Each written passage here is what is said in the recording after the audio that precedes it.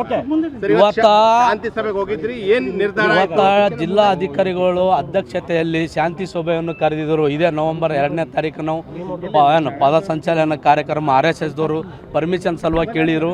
ನಾವು DSS ದವರು ಮತ್ತು ಎಲ್ಲ ಸಂಘಟನೆದವರು ಕೂಡ 2ನೇ ತಾರೀಕು ಕೇಳಿದ ಸಲುವಾಗಿ ಇವತ್ತು ಜಿಲ್ಲಾ ಅಧಿಕಾರಿಗಳು ಮೀಟಿಂಗ್ ಕರೆದಿದ್ದರು. ಆ ಮೀಟಿಂಗ್ ನಾವು ಅಟೆಂಡ್ ಆಗಕ್ಕೆ ಬಂದಾಗ ಅವ್ರು RSS ದವರು ಕೂಡ ನಮ್ಮ ಅಂಬಾರೆ ಅಷ್ಟಿಗೆ ಅನ್ನೋಂಥ ಒಬ್ಬ ವ್ಯಕ್ತಿನೂ ಬಂದು ಕುಂತು ಶಾಂತಿ ರೀತಿಯಿಂದ ಸಭೆಯನ್ನು ನಡೆದಿತ್ತು. ಎಲ್ರಿಗೆ ಎಲ್ಲ ಸಂಘಟನೆದವರಿಗೆ ಒಬ್ಬೊಬ್ಬರಿಗೆ DC ಅವರು ಮಾತಾಡೋದ ಮುಖಾಂತರ ಏನದ ಎಲ್ಲರಿಗೆ ಟೈಮಿಂಗ್ ಚೇಂಜ್ ಕೇಳ್ತೀರಿ ಅಂತ ಹೇಳಿದ್ರು. ಅದ್ರಾಗ 2-3 ಸಂಘಟನೆದವರು RSS ದವ್ರಿಗೆ ಯಾವ ದಿನ ಕೊಡ್ತೀರಿ ಅದೇ ದಿನವೇ ನಮಗೆ ಕೊಡಬೇಕು.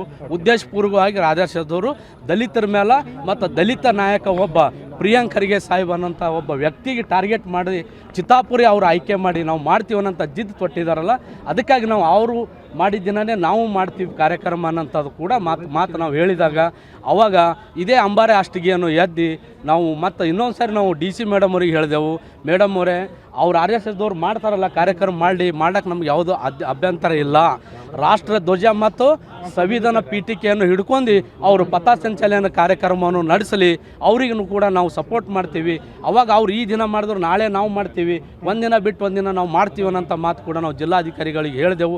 ಅವಾಗ ಇದೇ ಅಂಬಾರೆ ಅಷ್ಟಿಗೆ ಅಂಥೇಳಿ ಒಬ್ಬ BJP ಲೀಡರ್ ಎದ್ದು ಹೇಳ್ತಾನೆ, ಇಲ್ಲ ಸಂವಿಧಾನದಲ್ಲಿ ಏನು ಹಿಡ್ಕೊಂಡು ನಾವು ಕಾರ್ಯಕ್ರಮವನ್ನು ಮಾಡ್ಬೋದು, ನಾವು ಲಾಠಿ ಹಿಡ್ಕೊಂಡೆ ಪಥ ಸಂಚಲನವನ್ನು ಮಾಡ್ತೀವಿ ಅಂತ ಹೇಳಿದಾಗ ನಾವೆಲ್ಲರೂ ಎದ್ದು ಅದಕ್ಕೆ ವಿರೋಧಿಸ್ತೀವಿ ಅಂಥೇಳಿ ಅಂದಾಗ ನಮಗೆ ಅವರಿಗೆ ಮಾತಿನ ಚಕ್ಕಮುಕ್ಕಿ ಆದಾಗ RSS ದವ್ರು ನಾವು ನೋಡ್ತೀವಿ ನಿಮಗೆ ನಾಳೆ ಬರೋಂಥ ದಿನದಲ್ಲಿ ನಿಮಗೆ ಬಿದ್ದದು ನಮಗೆ ಬಿದ್ದದು ಅನ್ನೋಂಥ ಮಾತು ಹೇಳಿ ಅವರು ಮೀಟಿಂಗ್ ಹಾಲಿನಿಂದ ಹೊರಗೆ ಹೋಗಿದ್ದಾರೆ. ಮುಂದೆ ಸಭೆಯಲ್ಲಿ ಏನಾದರೂ ಒಮ್ಮತ ನಿರ್ಧಾರಕ್ಕೆ ಬಂದ್ರ ಹೇಗೆ? ಇಲ್ಲ, ಒಮ್ಮತ ನಿರ್ಧಾರಕ್ಕೆ ಆಲ್ರೆಡಿ ಬಂದಿತ್ತು. ಈ ಅಂಬಾರೆ ಅಷ್ಟಿಗೆ ಇದಕ್ಕೆಲ್ಲ ಕೆಡಿಸಿ ಜಾತಿ ಮಧ್ಯೆ ಜಗಳ ಹಚ್ಚಂಥ ಕೆಲಸ ಅನ್ಕರೆ ಅಂಬಾರೆ ಅಷ್ಟಿಗೆ ಅವರು ಮಾತಾಡಿದ ಸಲುವಾಗಿ ಏನದ ಸಭೆಯನ್ನು ಇತ್ತೀಕೆ ಮುಕ್ತಾಯ ಮಾಡಿದ್ದಾರೆ.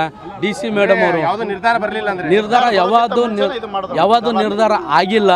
ಅದಕ್ಕೆ ಅದು ಏನದ ಕೋರ್ಟ್ ಏನು ಮಾಡ್ತದೆ 30 ತಾರೀಕನ್ನು ನೋಡಿ ಮತ್ತೆ ನಮಗೆ ಮಾತಾಡ್ತೀನಿ ಅಂತ ಹೇಳ್ಯಾರ. ಅದಕ್ಕೆ ನಾವು ತಮ್ಮ ಮುಖಾಂತರ ನಾನು ಒಂದೇ ವಿಚಾರ ಹೇಳೋಕೆ ಇಷ್ಟಪಡ್ತೀನಿ. RSS ದವ್ರು ಈಗ ನಾವು ಯಾವುದಕ್ಕೂ ಕಾಂಪ್ರಮೈಸ್ ಆಗಲ್ಲ. RSS ದವ್ರು ಚಿತ್ತಾಪುರದಾಗ ಯಾವ ದಿನ ಮಾಡ್ತಾರೆ, ಅವ್ರು ಯಾವುದು ಹತ್ಯಾರ ಹಿಡ್ಕೊಂಡು ಬರ್ತಾರ ಆ ಹತ್ಯಾರಿಗೆ ಜವಾಬ್ ಕೊಡ್ಲಕ್ಕೆ ನಾವು ಅದೇ ದಿನ ರೆಡಿ ಆಗಿರ್ತೀವಿ ಅನ್ನೋಂಥ ನಿಮ್ಮ ಮುಖಾಂತರ ಹೇಳಕ್ಕೆ ಬಯಸ್ತೇನೆ. ಕೋರ್ಟ್ ದಿನಾಂಕವನ್ನು ನಿಗದಿ ಮಾಡಿದರೆ ಅವ್ರ ಕೈಯಲ್ಲಿ ಲಾಠಿ ಬಿಟ್ಟು ದೇಶದ ತಿರಂಗ ಜಂಡ ಹಿಡ್ಕೊಂಡು ಸಂವಿಧಾನ ಪೀಠಿಕೆ ಬುಕ್ಕನ್ನು ಹಿಡ್ಕೊಂಡು ಬಂದರೆ ಮಾತ್ರ ಅವ್ರಿಗೆ ನಾವು ಅವಕಾಶ ಕೊಡ್ತೀವಿ, ಇಲ್ಲಾಂದ್ರೆ ಅವಕಾಶ ಕೊಡುವುದಿಲ್ಲ. ಕೋರ್ಟ್ ಲಾಠಿಗೆ ಅನುಮತಿ ಕೊಟ್ಟರೆ ನಾವು ಸುಪ್ರೀಂ ಕೋರ್ಟಿಗೆ ಹೋಗ್ತೀವಿ, ಸುಪ್ರೀಂ ಕೋರ್ಟಿಗೆ ಹೋಗ್ತೀವಿ, ನಾವು ಕೋರ್ಟಿಗೆ ಹೋಗ್ತೀವಿ, ನಾವು ಹೋಗ್ತೀವಿ ಸರ್. ಇಲ್ಲ, ಅವೇನು ಬರ್ಕೊಂಡಿಲ್ಲ, ಅವ್ರು ನಮ್ಗೆ ಕೂಡ ಡಿಸ್ಕಸ್ ಮಾಡ್ತೀವಿ ಅಂತ ಹೇಳ್ಯಾರ. ಬಟ್ ನೋಡ್ಬೇಕು, ಅವ್ರು ಇನ್ನೊಂದು ಸರಿ ಕರೆದ್ರು ಅಂತಂದ್ರೆ ನಾವು ಅವರಿಗೆ ಸರ್ಕಾರಕ್ಕೆ ಮತ್ತು ಜಿಲ್ಲಾ ಆಡಳಿತಕ್ಕೆ ನಾವು ಸಪೋರ್ಟ್ ಮಾಡೋಕ್ಕೆ ಯಾವಾಗ ರೆಡಿ ಇದ್ದೀವಿ. ಲಿಖಿತ ಹೇಳಿಕೆ ನಾವೆಲ್ಲ ಕೊಟ್ಟಿದ್ದೀವಿ. ನಾವೇನು ಕಾರ್ಯಕ್ರಮ ಮಾಡ್ತೀವಿ, ನಾವು ಎಷ್ಟು ಜನ ಸೇರ್ತೀವಿ ಅನ್ನೋಂಥದ್ದು ಕೊಟ್ಟಿದ್ದೀವಿ. ಆದರೆ ಈ RSS ದವರು ದಲಿತರ ಬಗ್ಗೆ ಏನು ಜಗಳ ಹಚ್ಚಂತ ಕೆಲಸ ಮಾಡತ್ತಾರ, ಇದು ಮುಂದೆ ಯಾವ ಹಂತಕ್ಕೆ ಹೋಗ್ತದ ಅನ್ನೋಂಥದ್ದು ಜಿಲ್ಲಾ ಆಡಳಿತ ಮತ್ತು ಹೈಕೋರ್ಟ್ ಅನ್ಕರೆ ಇದಕ್ಕೆ ಸೂಕ್ಷ್ಮವಾಗಿ ಪರಿಗಣಿಸಿ ಕ್ರಮ ಕೈಗೊಳ್ಳಬೇಕಂತೇಳಿ ಹೇಳ್ತೀವಿ ಅಷ್ಟೇ.